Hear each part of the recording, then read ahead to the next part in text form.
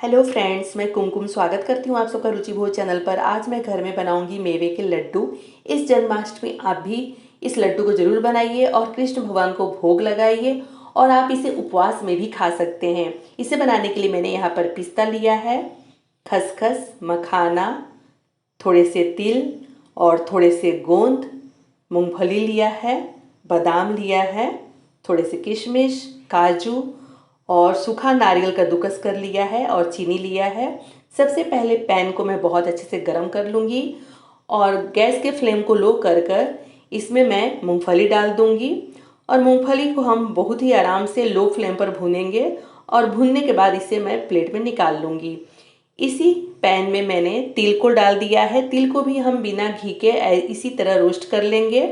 तिल भी हमारा रोस्ट हो गया अच्छे से। अब इस पैन में मैंने घी डाल दिया है और घी जैसे ही मेल्ट होगा मैंने काजू और बादाम एक साथ डालकर अच्छे से भून लिया है। ध्यान दीजिएगा, सारी चीज़ें हमें लो फ्लेम पर बहुत ही आराम से भूनना है। ये भी भून चुका, इसे भी हम प्लेट में निकाल लेंगे और बची हुई जो घी है उसमें हम मखाने को अच्छे से भून लेंगे। मखाना मैंने डाल दिया है। ये भी बहुत सारे जितनी भी ड्राई फ्रूट्स है बहुत ही जल्दी भून जाती है, इसीलिए गैस के फ्लेम को मीडियम या फिर हाई मत कीजिएगा। घी कम लगे तो दोबारा घी आप डालते रहिए और सारी चीज़ें अच्छे से भूनते रहिए। अब इसी में मैंने घी डालकर गोंद डाल दिया है। गोंद को भी हम बहुत अच्छे से भून लेंगे घी में। गोंद भी हमारा भून चुका, इसे अभी हम प्लेट में निकाल लेंगे।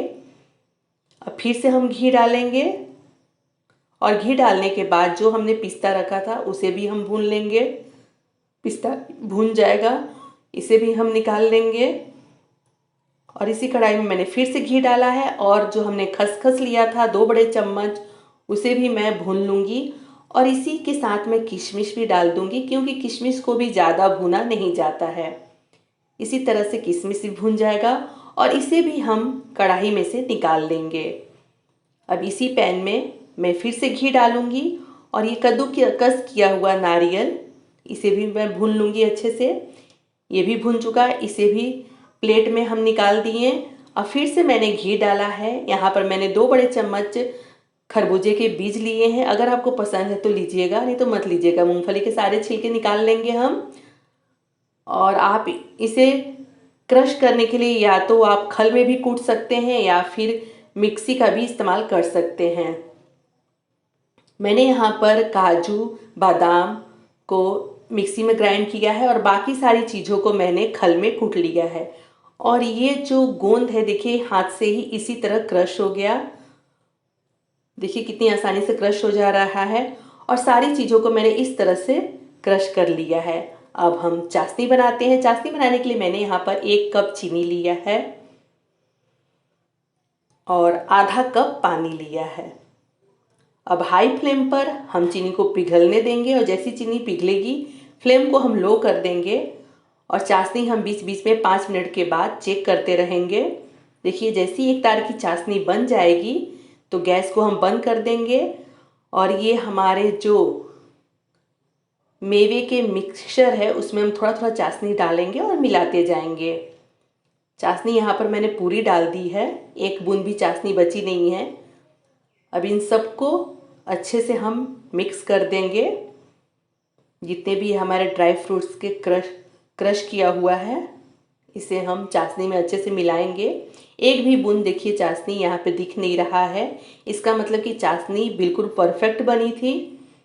अगर आपको लगे कि चाशनी ज़्यादा है तो आप कढ़ाई में लेकर ही थोड़ा सा गैस पर चला दीजिए। यहाँ पे तो मेरा बिल्कुल परफेक्ट बना है, इसलिए मैं हाथ में थोड़ा सा घी लगाऊंगी और लड्डू बनाना शुरू कर दूंगी। ये थोड़ा सा गरम है, ज़्यादा गरम नहीं है। इस तरह से हम सारे लड्डुओं को बना लेंगे और रोज़ नई रेसिपी सीखने के लिए आपको पता ही है क्या करना है। मेरे चैनल को सब्सक्राइब करें, लाइक शेयर कमेंट करना बिल्कुल ना भूलें। मेवे के लड्डू को बनाने के लिए अगर आपके पास सारी ड्राई फ्रूट्स अवेलेबल नहीं है तो आपके पास जितना है आप उतने का ही बनाइए, तो भी ये लड्डू बहुत ही अच्छा बनेगा। तो इस जन्माष्टमी इस लड्डू को ज़रूर बनाइए और कृष्ण भगवान को भोग लगाइए और हाँ, उपवास में भी आप इसे खा सकते हैं। ये बहुत ही हेल्दी है और विटामिन से भरपूर है।